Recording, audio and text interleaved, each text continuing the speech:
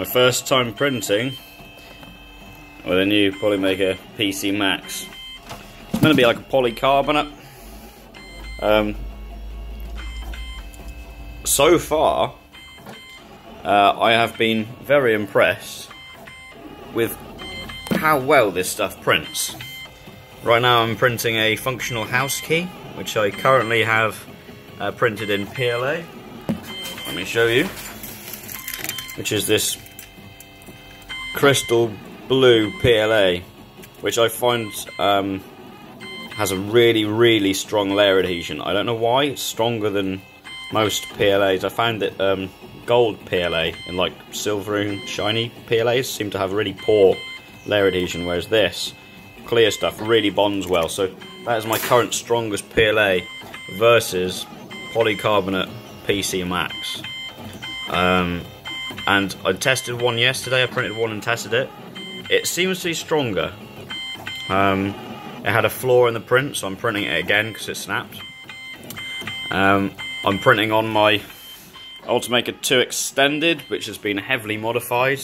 I'm printing on the print tape that they supply, which helps bond adhesion massively. They suggest printing on a raft, but I'm just printing normally with some skirting, and it seems to be printing absolutely fine.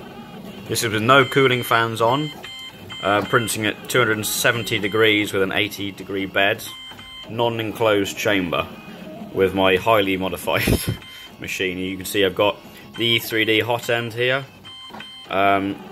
which is powered by a separate power supply, because basically the Ultimaker power supply on its own isn't enough.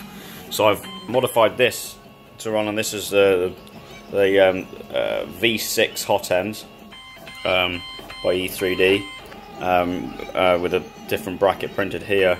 So it's printing a 1.75mm filament. As you can see, I've yet to do a proper job of this upgrade with the geared reduction from E3D, which works really well. I would highly recommend that.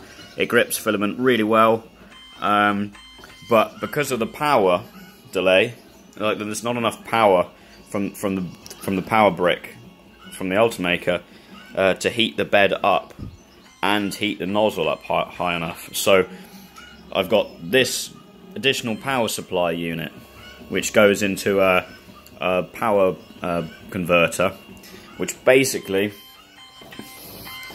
takes the power signal from the machine itself, from the hot end, and then instead of powering it using that signal, it uses this power supply to feed the power to the hot end. And I've achieved a stable 350 degrees head temperature when the bed is at 80 degrees using this. Before, the machine would come up with a heater error on the screen down here, get a heater error where it wasn't powerful enough to heat both at a time, and it just drops off and then the machine stops working. Very annoying.